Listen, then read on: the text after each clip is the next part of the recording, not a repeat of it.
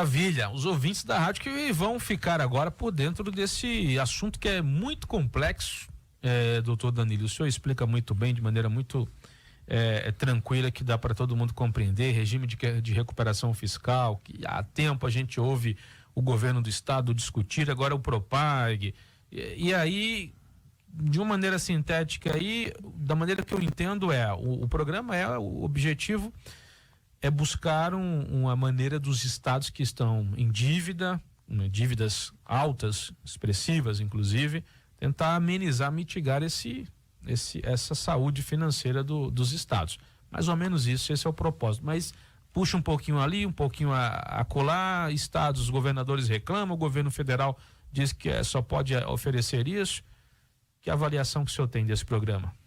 Pois bem, Tiago, acredito que esse programa, ele vem em boa hora, né? Certamente em boa hora, e a finalidade maior é permitir que os estados consigam amortizar, saldar essa dívida perante a União, de modo a ter capacidade de investimento, né?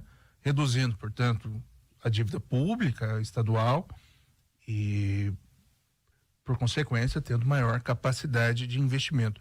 Eu digo que esse programa vem em boa hora, porque é um programa, por exemplo, que vai atender ao estado do Rio Grande do Sul, que passou por um cenário catastrófico de desastre natural, há todo um cenário, né, de calamidade pública.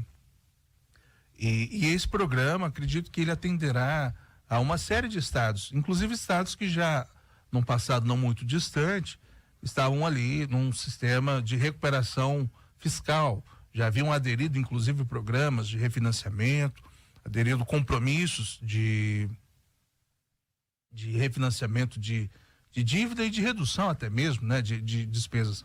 Lembrando que o estado de Goiás, há pouco tempo atrás, promoveu todo um contingenciamento em relação às despesas públicas, uma tentativa de fazer essa adequação e tentar buscar esse equilíbrio fiscal. Então esse é mais um programa que visa atingir esta finalidade e que cria caminhos alternativos para esses pagamentos, trazendo, por exemplo, possibilidade da cessão de créditos, da ação em pagamento de bens imóveis por parte dos estados perante a própria União, a dação de bens móveis, a cessão de créditos e direitos, a participação em empresas e todos esses outros, digamos que caminhos alternativos poderão, porque não, representar ali possibilidades de amortização, né, da dívida dos estados com a União.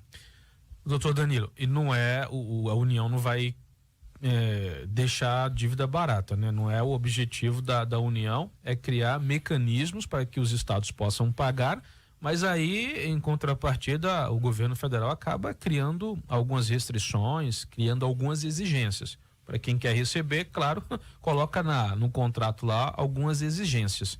E aí os estados acabam não aceitando. Por exemplo, o texto final, ainda está em discussão o texto, mas recentemente o governo de Goiás reclamou bastante do Propag, inclusive, não acatando o texto que está sendo apresentado agora.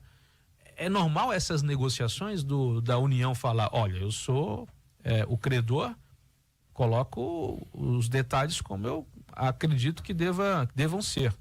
E aí quem está devendo acaba querendo puxar um pouquinho para lá, para cá, e entra também a discussão política no jogo, para o ouvinte entender, e a população, sobretudo do nosso estado, entender. Queria que o senhor falasse um pouco mais sobre isso, a questão da União, que exige, e os estados querem mitigar ainda mais essas exigências. São condicionantes, né? Condicionantes ou garantias de que essas despesas, em especial despesas com folha de pagamento, as chamadas despesas correntes, não serão ampliadas. Imagino que seja uma forma de se exigir que uma mínima garantia de capacidade de pagamento e de solvência. Mas há dentro dessa discussão, Tiago, acredito que há uma questão maior que mereça uma reflexão.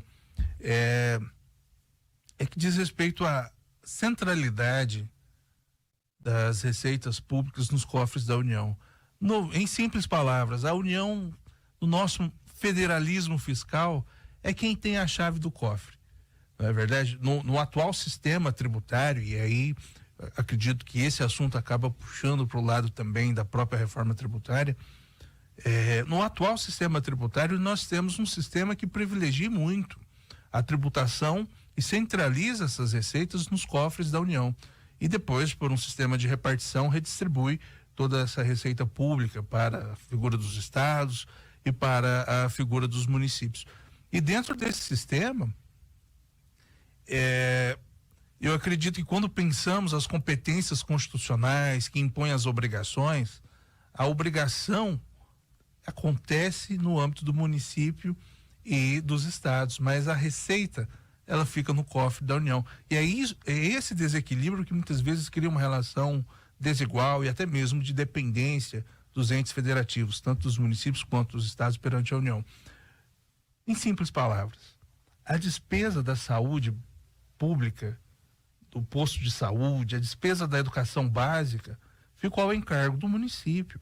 A despesa com a educação do ensino médio, a despesa com saúde também, que está ali dentro de uma gestão, de uma competência compartilhada e concorrente, está ali no âmbito dos estados. Mas as fontes de arrecadação, quando avaliamos, a União tem competência para 9 impostos, em linhas gerais. Em contrapartida, agora o sistema está sendo reformulado, mas quando avaliamos os estados e os municípios, os estados possuem basicamente 3 impostos e os municípios basicamente 3. O município ficou com o IPTU, o imposto chamado Imposto sobre Serviços e o Imposto sobre Transmissão de Bens Imóveis, né? Que são 3 agora impostos. Com a nova reforma. Com a nova reforma, o Imposto sobre Serviços, ele vai ser fundido, né? Passa a ser, ele passa juntamente com o ICMS, que é de competência dos estados, passa a ser um único tributo. Os estados até então era o ICMS, maior arrecadação, o IPVA, que é o Imposto sobre os Veículos Automotores, e o Imposto sobre Transmissão, Causa, Morte e Doações, que era o Imposto sobre transmissão patrimonial. Aí você pega de outro lado a União.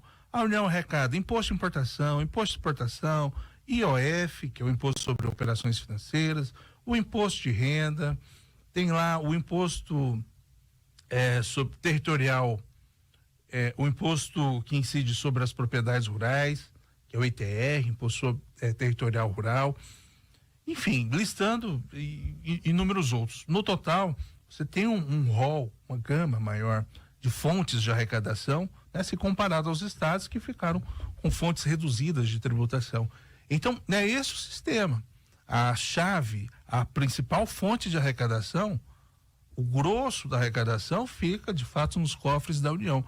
E esse sistema, de certo modo, acabou criando um sistema de repartição de receitas e o que vemos atualmente é isso, é um sistema em que estados e municípios muitas vezes dependem, né, de repasses, de repartições tributárias, de repartições de transferências de outros entes para tentar ali honrar as despesas e os compromissos em razão das suas obrigações, das suas principais obrigações constitucionais. Claro.